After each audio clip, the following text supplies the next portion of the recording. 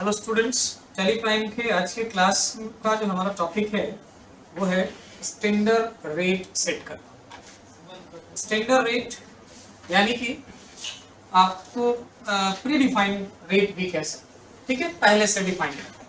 अक्सर ऐसा होता है, आपने प्रीवियस क्लासेस में देखा होगा कि हमने कोई आइटम अगर परचेज करते हैं, तो प्रोडक्ट आइटम कोई भी ऐसा परचेज करते हैं, उसके लिए तो हमारे पास जो सप्लायर होता है वो हमें एक बिल देता है जिसमें परचेज आइटम का प्राइस होता है कि आपने किस रेट में वो परचेज करा है। तो वो तो आप परचेज बिल से अपना रेट मेंशन कर लेते हैं। लेकिन वही आइटम जब आप सेल करने जाते हैं तो सेल करते वक्त क्या होता है कि हमें ना परेशानी होती है उसके रेट को सेलेक्ट करने में, यानी रेट को डिफाइन करने में। अक्सर हमें बार बार क्या होता है, अपना स्टॉक रिपोर्ट चेक करना होता है, या उसके लिए मैंने आप लोगों को बताया स्टॉक क्यूरी से भी हम चेक कर लेते हैं कि हमने कितना में परचेज करा है, और अपना एक स्टैंडर्ड जो मार्जिन है, जो प्रॉफिट मार्जिन है, उसके अकॉर्डिंग हम उसका सेलिंग प्राइस निकाल लेते हैं और वो वाउचर एंट्री के दौरान सेल वाउचर बनाते वक्त हम फीड कर देते हैं।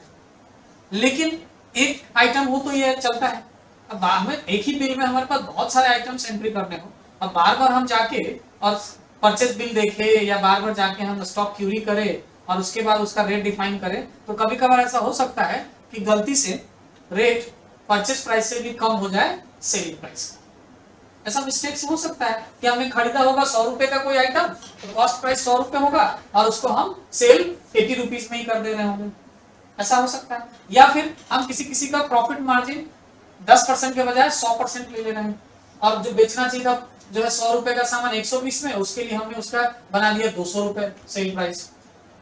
ये सब प्रॉब्लम से बचने के लिए टैली ने ना एक स्टैंडर्ड प्राइस का एक सेटिंग दिया कि आप अपने आइटम्स के साथ ना स्टैंडर्ड रेट सेट कर सकते हो, ताकि जब कभी भी आप सेल करो, सेल वाउचर एंट्री करो या सेल की बिल बनाओ, तो ऑटोमेटिकली जैसे ही आइटम सेलेक्ट करोगे पर्टिकुलर उसका जो रेट होगा सेलिंग का स्टैंडर्ड रेट जो आप सेट किए रहोगे वो ऑटोमेटिक वहां अपीयर हो जाएगा, आपको बार बार क्यूरी करने की जरूरत नहीं।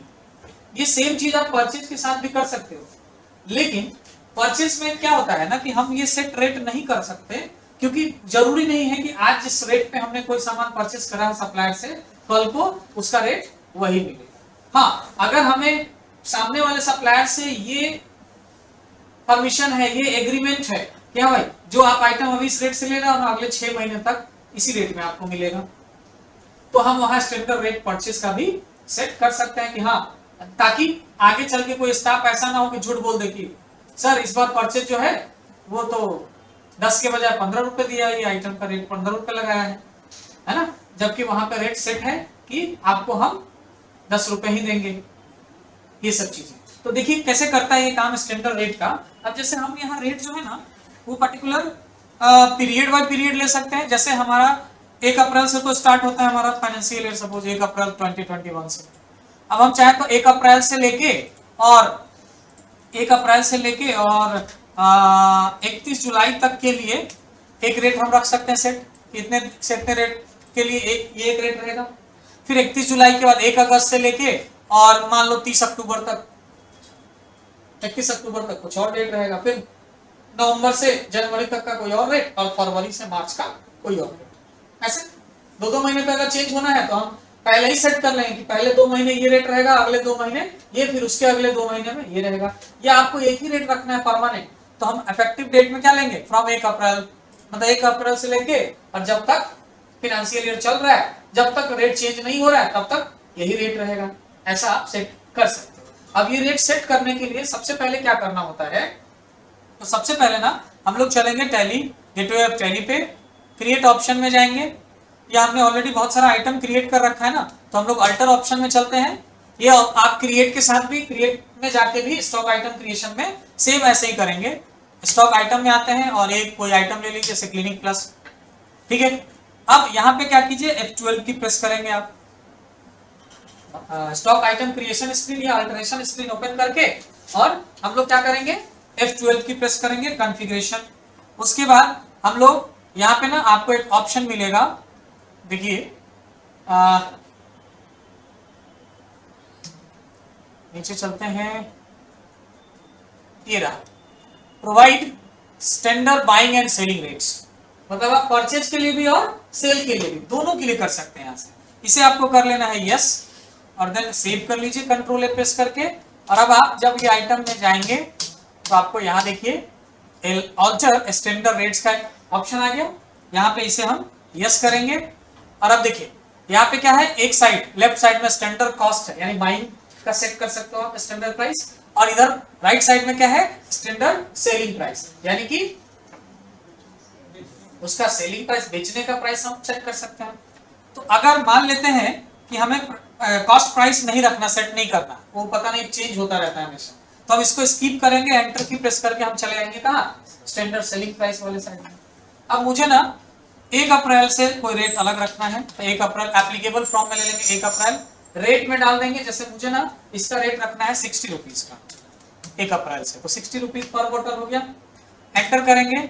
अब ये रेट कब तक रहेगा, तो ये रेट जून तक रहेगा, 31 मई तक रहेगा। 1 जून से फिर दूसरा रेट लेना है, 1 जून 21, और अब इसका रेट हो जाएगा क्या, हम इसको घटाएंगे या बढ़ा भी सकते हैं, तो हमने बढ़ा लिया 62 रुपीज का, ठीक है। फिर 1 जून से ये जो है ना 31 अगस्त तक यही रेट रहेगा। फिर 1 सितंबर से चेंज करना है, तो 1 सितंबर 2021, और ये रेट हमने कर लिया इसके लिए ना, घटा दिया, ये 58 रुपीज में मिलेगा, ठीक है। और उसके बाद हम लोग इसके बाद 1 जनवरी से फिर रेट चेंज कर रहे हैं, 1 जनवरी 2022। अब ये रेट जो है ना वो और घटेगा और ये आ जाएगा 52 रुपीज पर। और इस तरह से हम इसका रेट सेट कर लिया हमने और इसे सेव कर लेते हैं। अब देखो ये तो हमने सेलिंग रेट फिक्स करा।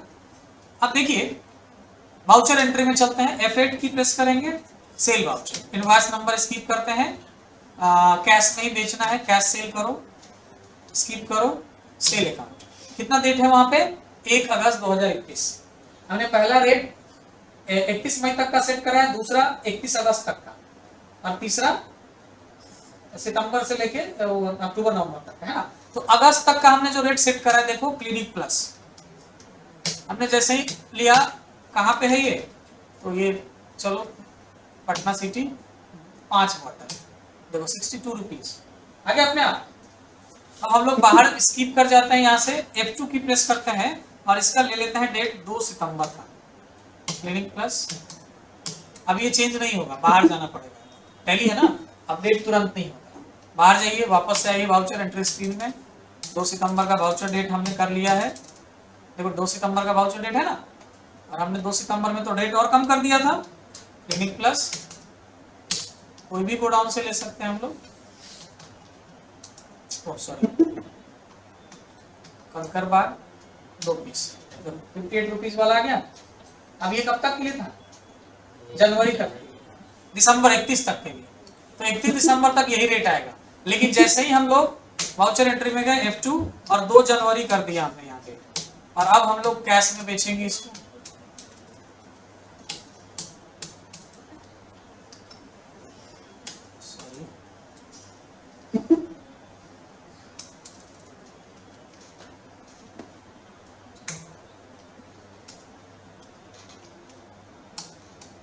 क्लिनिक प्लस 2 जनवरी के डेट में हमने ले लिया, 52 रुपीज है। तो ये स्टैंडर्ड प्राइस जो है ना वो आपको हेल्प करता है ऑटोमेटिकली रेट अपीयर कराने में। जब भी आप कोई ट्रांजैक्शन पास कर रहे हो, जब भी आप सेल कर रहे हो, तो ये सेलिंग के लिए भी कर सकते हैं और आप बाइंग के लिए भी कर सकते हैं। जब बाइंग के लिए करोगे तो देखो क्या होगा। अब जैसे इसी में चलो अल्टर करते हैं, फिर से alter item clinic plus set alter standard rate, और इस कॉस्टिंग कर देते हैं कि 1 अप्रैल से जो है ना ये खरीदेंगे हम 45 रुपीज में, और फिर 1 जून से ये खरीदेंगे हम लोग 42 रुपीज में, नहीं 49 रुपीज में, और फिर 1 सितंबर से ये आएगा 42 रुपीज का, और 1 जनवरी से ये आ जाएगा 40 रुपीज का। अब इसे कंट्रोल ए कर लीजिए, कंट्रोल ए, सेव हो गया। अब आइए वाउचर एंट्री में और F9 की प्रेस करते हैं, परचेज वाउचर। सपोज कैश में ही परचेज करने गए हैं, purchase account clinic plus Patna 5 piece, देखो 40 रुपए आ गया। लास्ट वाला जो हमने किया था ना, ये जनवरी का वाउचर डेट क्या है, जनवरी का है, तो अपने आप 40 रुपए आ गया रेट। अब यही बाहर आइए वापस से, सॉरी वाउचर एंट्री में वापस से गए,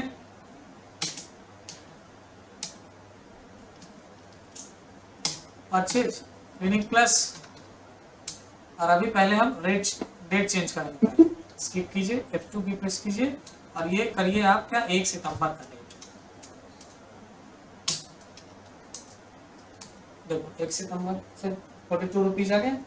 अब हम इसको एक बार और बाहर जाते हैं, वाउचर एंट्री स्क्रीन ऐसे है,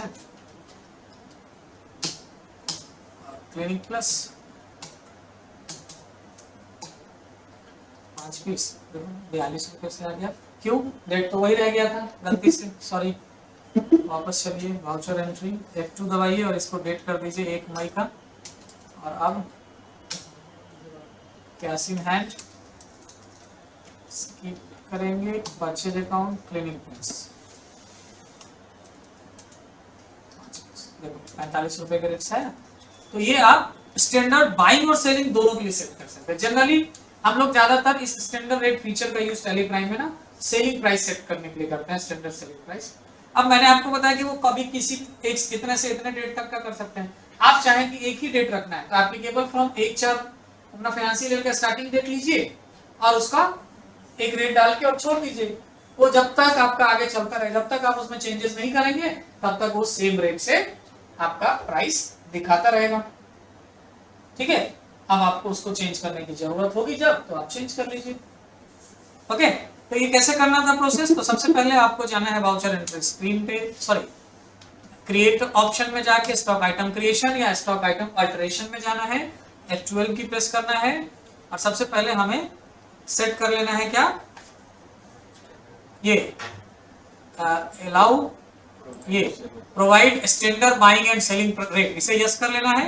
यस करते ही क्या होगा, जब आप कोई आइटम बनाएंगे ना,